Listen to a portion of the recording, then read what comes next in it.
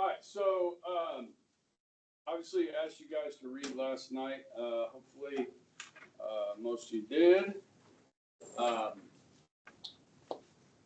And guys, what this is, just kind of, reminder that this is really a look at during the Enlightenment when people started to challenge this idea of the divine right theory. So yesterday we did the 4 origins of government. We have the force theory, like a Genghis Khan, Vikings type stuff.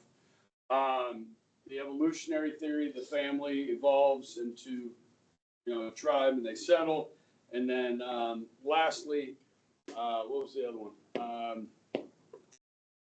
The divine right, okay, and then social contract. So, guys, this is right here, the U.S. Constitution. This is our social contract. This is our agreement between the people and government. So the first 3 words of the Constitution are "we the people." So it's our social contract with the government that they can rule over us. Okay, no king, no dictator, okay? And we can remove those people every 2 years. We have elections. Okay, so we can alter the government every 2 years. We can also alter the document with constitutional amendments, right? We've had 27 constitutional amendments over 230 years, and that's generally how we alter the government. Okay, so Hobbes, if you look at it, he's writing in about 1640s, okay, 1630s, okay, and he's living in England where there's kings and queens, right? And so his view on human nature is kind of interesting. Anybody have any observations about how Thomas Hobbes viewed mankind? Yeah. He thought that they were inherently selfish. Yes. And were always going to eventually do what would be best in their self-interest. Definitely, people are selfish and looking out for themselves. Is he right? Kind of depends on the person, right? Some of us are probably more selfish than others. Probably met some selfish people. Okay. But I mean, one of the things we do as parents, right, is we try to teach our kids when they're little, right? We try to teach them to share, right? Okay. And obviously, we try to teach them not to be violent towards each other. So, kind of a pessimistic view of mankind, would you say? Okay. So he uses terms like subjective, self-interested, rational. Okay. At the very top, there's a quote, right? He said, "Life in a state of nature would be nasty, brutish, and short." All these guys talk about a state of nature, don't they? What do you think they mean by this state? We should get that out of the way. What are they talking about? This state of nature? Yeah. How, I guess, the world would be in society without any form of government if it was just people existing. Right. So you guys that did the 5 questions last night, they talked about civil societies and stuff like this. Okay. So without rule of law, without government, be a state of nature. Okay. And so this state of nature, I kind of like to describe it as like the law of the jungle. Or here's another example I came up with the other day in first hour was, you guys all been to the zoo, right? All right, well, let's say you locked the zoo doors, okay, and you opened all the cages in the zoo. Right? You let all the animals leave their cages if they wanted to leave their cages. Okay? Some of them might choose to stay in their cage because they fear what's going on outside in the zoo. You following me? What would that be like? And so if you have a pessimistic view of man, and if you have no law, you're just in a state of the jungle. What is man going to do to each other? They're going to act in their self-interest. Are they going to harm each other? I mean, we live in a civil society today, and does man still do that to each other? Think if there were no laws. I'm sure some of you guys have seen the movie The Purge. You guys know The Purge? Where, like, for 24 hours, you can break whatever law you want, right? That's pretty frightening prospects right there. You know what I mean? Now, so this is my favorite color. Okay, so, and my daughter's favorite color too. So I'm just gonna take this. That's in my self-interest, and I'm not really worried about your self-interest. So appreciate that. You take that home, put it in the mail, send it to my daughter. I'm not worried about you. I'm worried about me. And so I can do kind of whatever I want. If there's no law, I can just do whatever I want. Okay? And Hobbes, really with this pessimistic view of man, what in the end, what kind of government does he think we need? A monarchy. So obviously, guys, if he doesn't say we need a monarchy, he's really going to tick off the king if the king reads his philosophy. You know what I mean? Now, it doesn't necessarily have to be a divine right king in the view of Hobbes, but we need a king, we need a strong government to control us because we don't know how to control ourselves. Why? Because we are, in the view of Hobbes, we are subjective. And I'm sure you guys have learned about this in religion class, right? Like the difference between subjective truth and objective truth. I know you have. Okay, so today we use a different term sometimes besides subjectivism. We use this thing called moral what?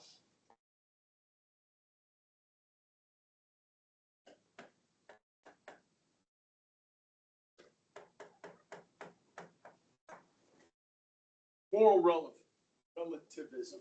Okay. With this, you ever heard this?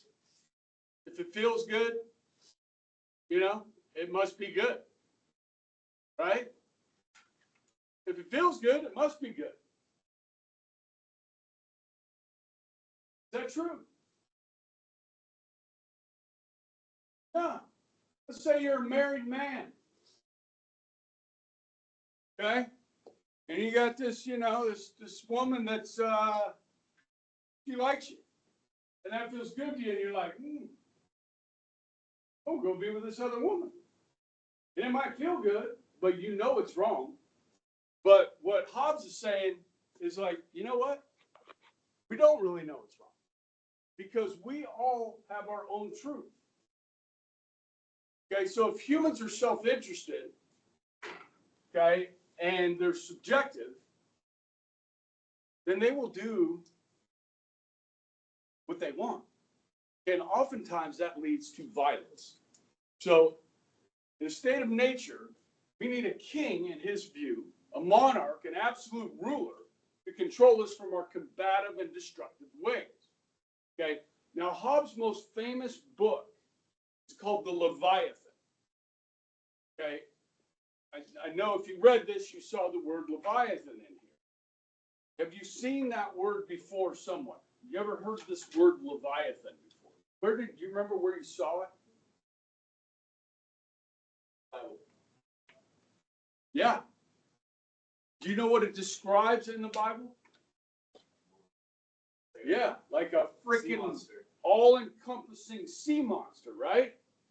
Okay, so the Leviathan, that term Leviathan is used a lot of times in political science to describe that form of government that is all-controlling, like the sea monster, okay? It's a famous word, and he really feels we need a strong government because people are bad, okay? And he has a point. He does have a point here. And so I think the founders of this country, our country, did study Hobbes. Okay? Some of them reject his premise. Others, take it into consideration. When we form our own new social contract, you have to take into consideration mankind and how they act, how they are. Okay? And so I think that's a big reason why, I put this in here. But at the same time, one more thing, okay? Because I'm going to ask you to write about this on the test. Okay? At the same time, we are selfish, self-interested, subjective, but we are also rational. Now, they throw an E on the end. It's old, like old English, okay? But we are rational. We realize that we are bad. And we do need a ruler to control us. So the rational part of this is we make the choice to have a king or a dictator, an absolute ruler. This is a rational choice to protect ourselves from each other. We're like, listen, if we do the purge, you say anybody can do whatever they want for, I'm like, no. That's dangerous. We can't live like that.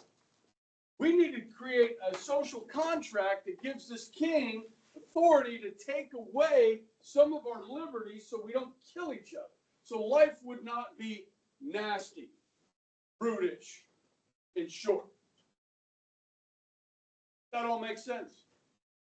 Okay, and that's the main thing that we pull out of Hobbes' philosophy. Okay, very pessimistic view of man, and he's got some good points. Okay, all you got to do, guys, is turn on the news. What does the news report, anyways? The news reports the bad stuff. Almost always. Sometimes they do good stories, right? But most of the time, this is what they say in the media. If it bleeds, it leads. That's the first story. There's blood involved. That's the first story we're going to cover on the nightly news today. Okay? I don't know if you guys saw this thing in Charlotte. This woman got on a train. She's a Ukrainian refugee. Did you guys see it? Okay. Some of the media hadn't really been covering it that much, but dude, she sat down on the bus and light train they call it, sitting behind her and just got a pocket knife out. It's all on video. Stabbed her in the neck 3 times. She was just sitting there on her phone. Didn't even see it coming. Okay. When you see stuff like that, and I think of Thomas Hobbes. You know what I mean? This is brutal. No reason to do this. Okay. There's kind of interesting stuff in here. So on the paragraph on human nature, about a little over halfway down, it says, evenly seemingly altruistic acts are truly selfish. Adults care for children because they have a strong sense of obligation to preserve the race and are benefited by their ability to work, desire to have somebody to take care of them when they're older. You guys read that? So the only reason why we have children, because we can use them as free labor. And then they can take care of us when we can get old. Is that why your parents had you? Sometimes you feel like all they do is ask me to work and do stuff. Probably not. But think about this. Let's say some of your ancestors from Germany, okay, because a lot of you guys come from Germany, okay? They make it out to Kansas to farm. Okay, they're brand new immigrants to this country.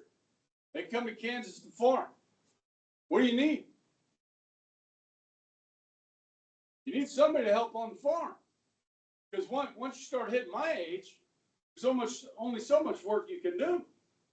You know? So you need kids to become the laborers. And how many kids are these Catholic Germans going to have on the farm? A lot.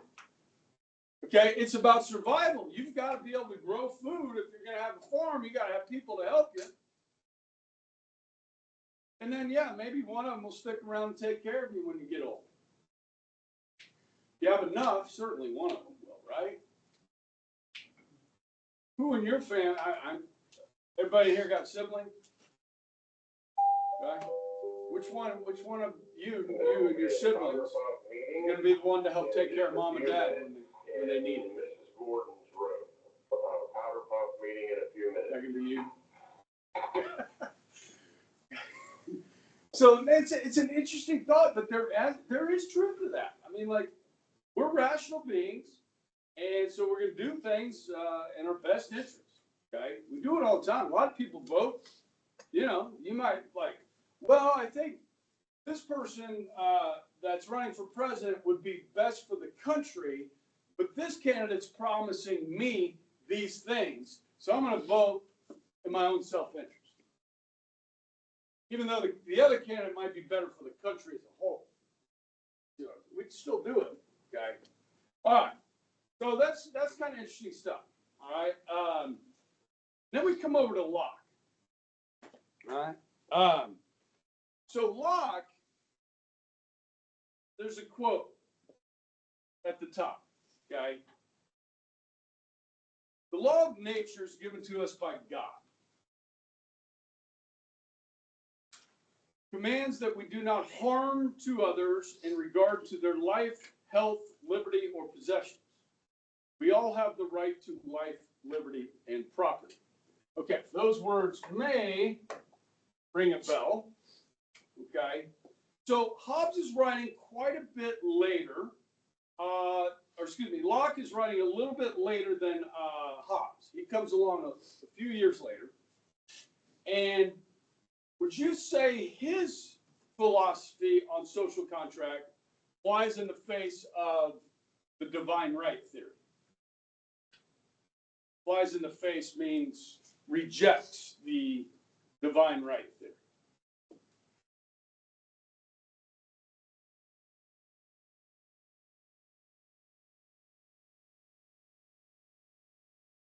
Of kings, right? The divine right. Yeah, he definitely. Okay. So his most famous work is the Second Treatise on Civil Government, which some of you guys read last night and tried to answer those questions. Okay. But he has a different view of state of nature. Okay. So state of nature for Locke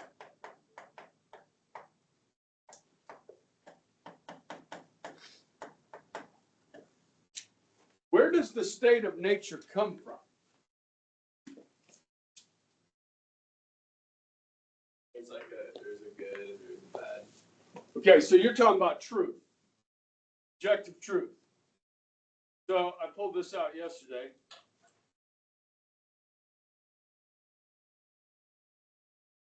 See if any of you guys know the words.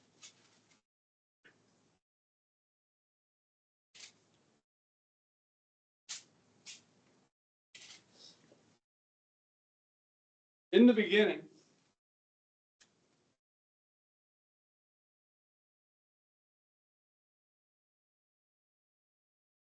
There was man and he was good. not yet, before man, in the beginning, when God created the heavens and the earth, where does the state of nature come from?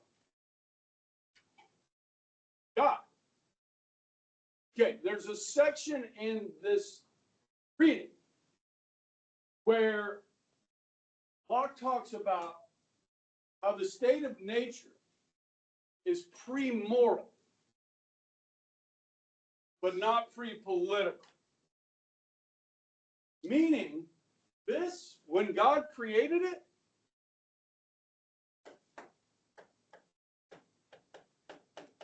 morality existed in a state of nature because God created it. Is that, you guys following that?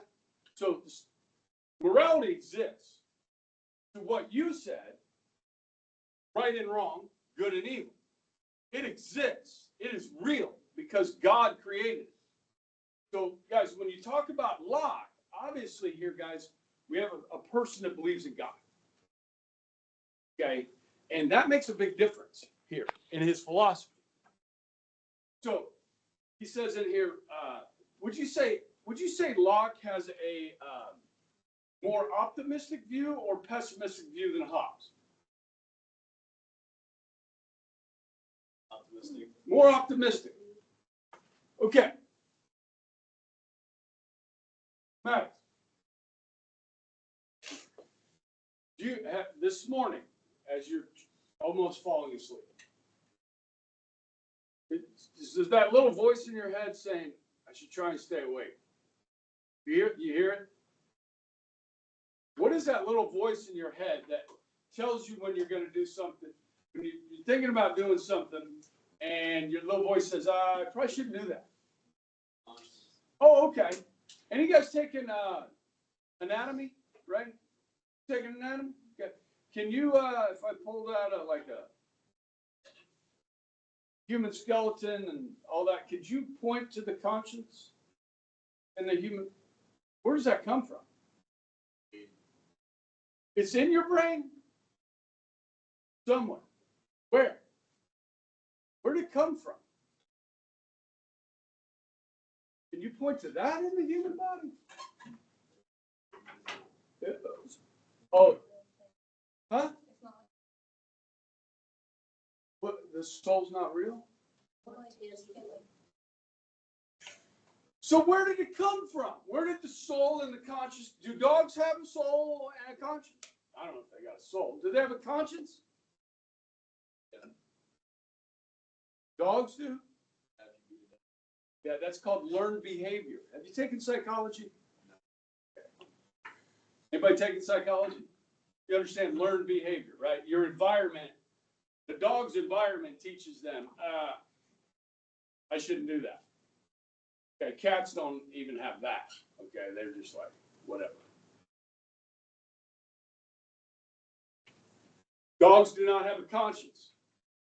It's learned behavior. Only who has conscience? Because it comes from where?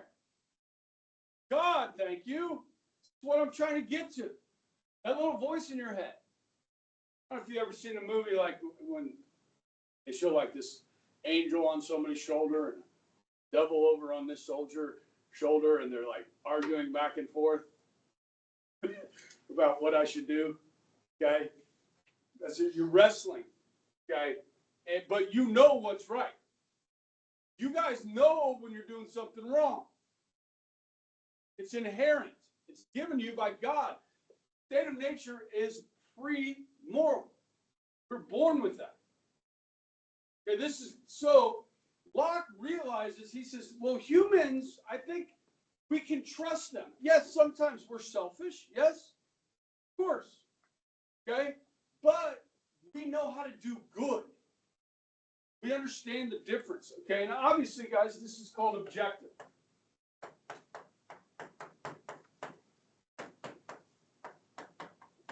There is good, there is good, and there is evil. Okay, there is right, there is wrong, and we know it when we do it. Okay, so that means you can trust people more. That generally we will choose to do good. Now, here's a good theological question for you. Are we born good? or are we born evil?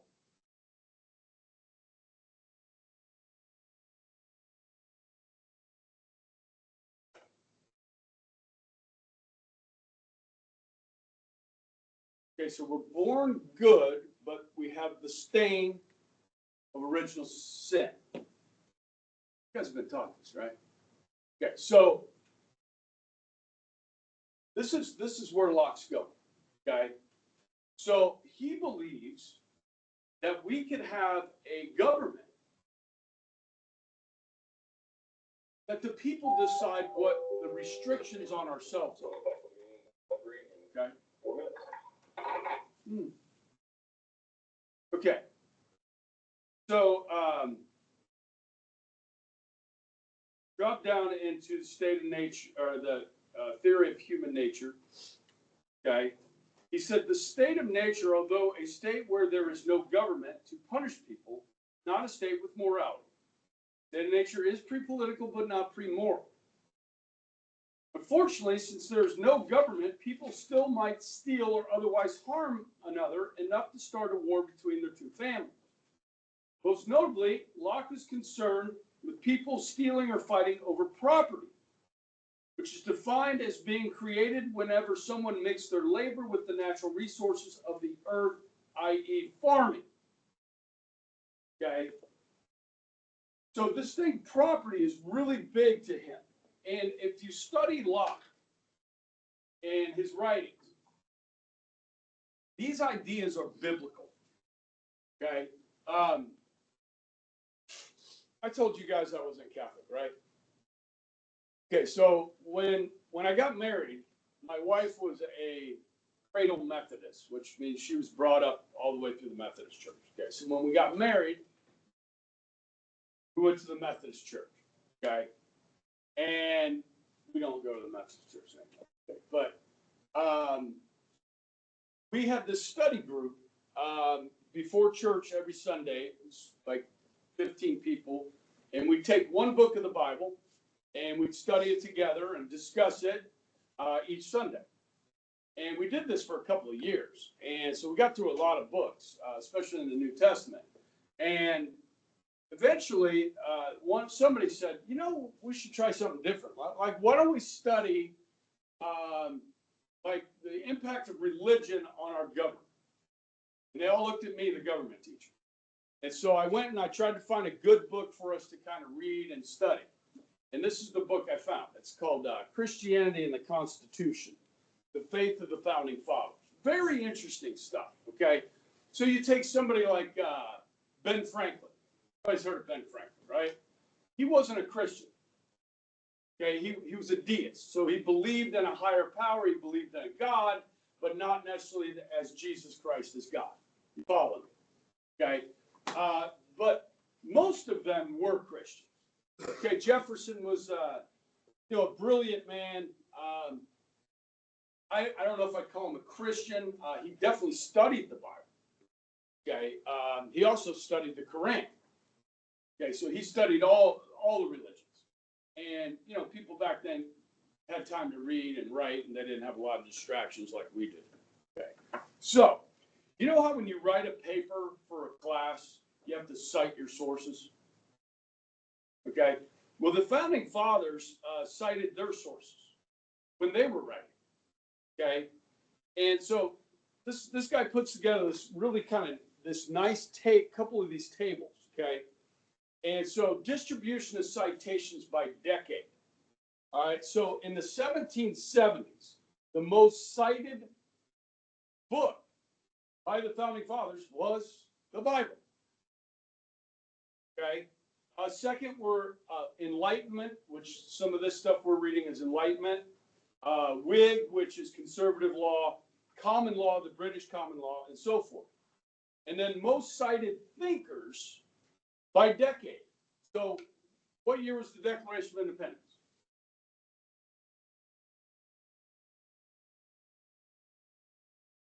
Come on, guys. 1776. Okay, Declaration of Independence. All right. The most cited thinker during the decade of the 1770s was John Locke. Okay, and I'm going to show you some comparisons here, but Locke uses this idea of property going back to Genesis, where he told them to be fruitful, the people to be fruitful and what? Multiply, that they had dominion over the earth and all that was in it, over the animals, over the earth, that man has dominion. This is where he gets this idea of private property. If you mix your labor, your sweat, your blood with the land, you have a right to own it. Okay, now there's this little thing about Native Americans in here. Did you see that? Yeah, probably not the nicest thing. In 2025, people might not view this so kindly, where the Native Americans were able to be pushed out because they tended to be hunter-gatherers. They were more nomadic. They didn't really work the soil. Okay, some of them did, but that could be used as excuse me, as an excuse to push the Native Americans out of the lands that they were living in, and we certainly did. Okay, so let's get down here to the social contract theory, and this is the really, really important stuff here. Okay, so Locke believes in what are called natural rights.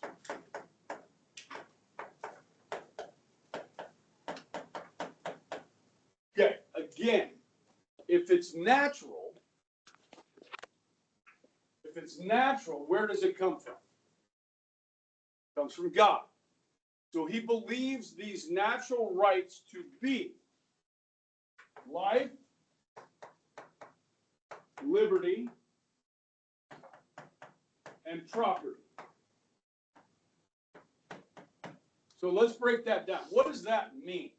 What does life, liberty, and property mean? So life basically means, guys, that you have the right to live without fear of being harmed. You have the right to live without the fear of being killed. Okay,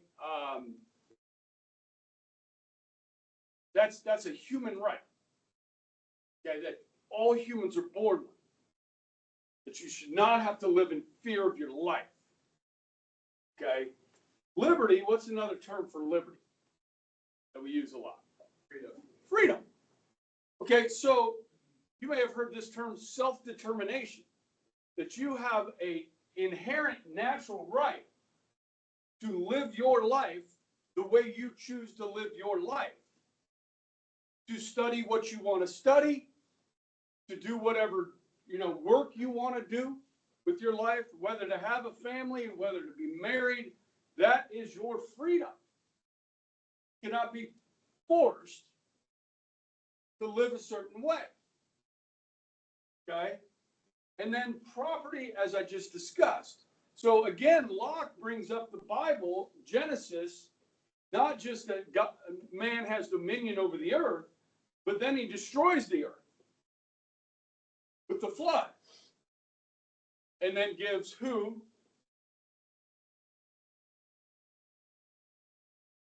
The right to start over and no. Okay. So there's a couple times Locke refers to these things in the Bible. Okay. So if these rights are natural, they can't be taken away. Okay. He also says that government's legitimacy comes from people, not God. This is different. Okay, under divine right theory, guys, who gives the king the power to rule?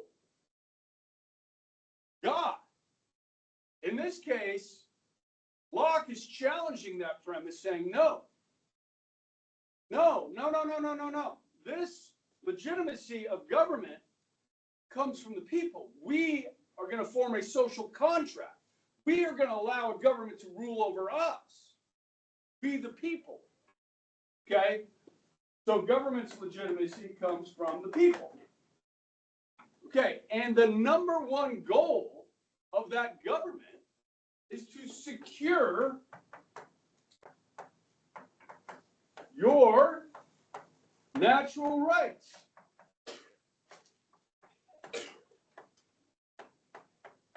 Of life, liberty, and property.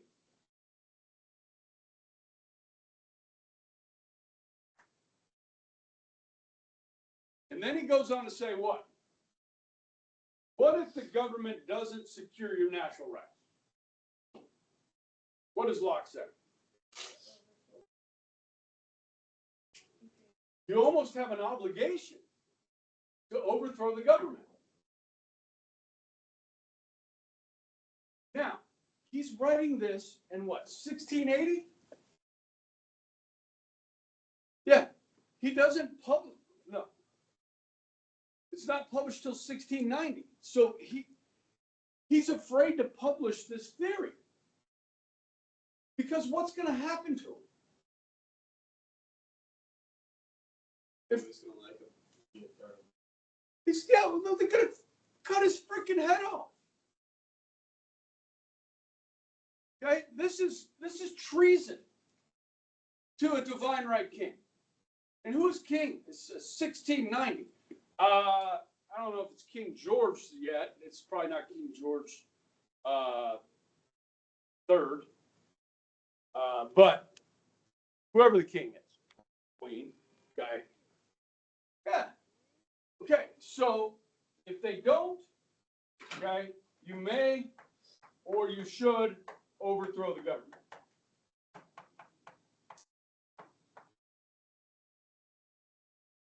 Yeah. Pull something up on the slides here.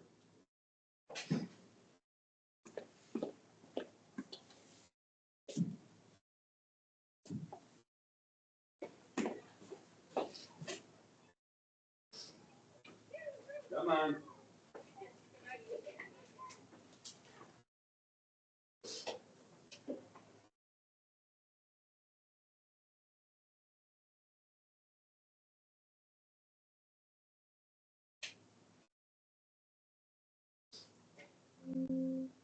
Quit. Just quit. I can't seem to get this to cooperate. Okay. We'll use the book.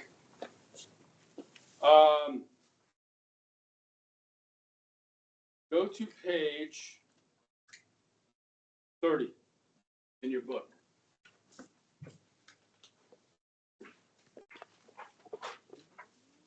Oh, there it is. You don't have to go to page 30. All right. It's on page 32. All right, so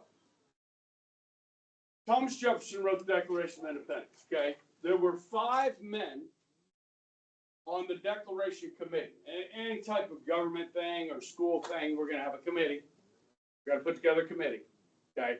So to study this idea of telling Britain why we are breaking away from them, okay?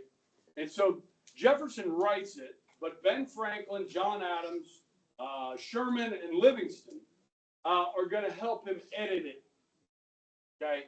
But Jefferson writes it. Now, he says this: when in the course of human events it becomes necessary for one people to dissolve the political bands which connected them with another, that's the colonies and Britain, and to assume among the powers of the earth the separate and equal station to which the laws of nature and of nature's, yes, God, entitle them, a decent respect to the opinions of mankind, requires that we should declare the causes which impel us to separate from you, Britain. We're going to tell you why we're leaving, why we want to break away. We hold these truths to be self-evident, that all men are created equal, that they're endowed by their Creator, God, with certain unalienable rights, that among these are life, liberty, and the pursuit of happiness. That to secure these rights, governments are instituted among men. That's your social contract. Governments instituted among men, deriving their just powers from the consent. The legitimacy comes from the governed, from the people.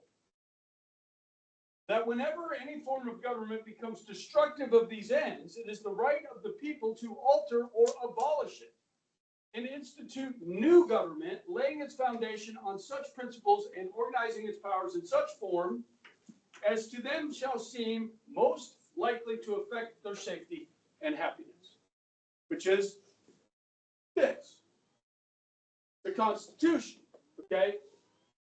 This is, we're going to establish, institute new government, laying the foundation on such principles and organizing its powers. These are the principles and powers of our system, our social contract. Okay? Now, is Jefferson plagiarizing Locke here? Is he borrowing? A lot. Okay? So, why do we study John Locke? Why do we study these principles of this philosophy? Because, guys, this is what our entire way of being as the United States of America is based on. That there is a God, and God gives us natural rights. That the government's job is to secure these rights, and if it doesn't, we get to change it. Now, every 2 years when we go to the ballot box, we get to vote in elections, we alter the government. If we don't like what our politicians are doing, we elect new ones. Now, if they ever take away your rights, where do those rights come from? These, at least. They come from God, so they can't be taken away. Now, some rights come from man, but these come from God. Okay?